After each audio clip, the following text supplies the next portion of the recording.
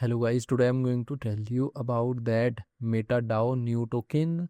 Now before we start the video, let's share my legal disclaimer. This video is only for educational purpose. Do your own research for the investing. According to the white paper, MetaDAO is a Solana based platform that combines a fundraising launchpad with a novel market driven governance system to create accountable and unruggable crypto project.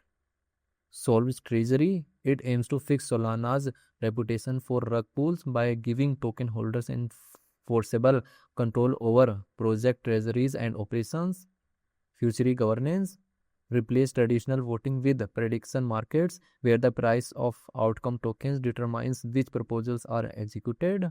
Structured fundraising holds unruggable ICOs where funds are protected, allocations are fair, and liquidity is automatically provisioned.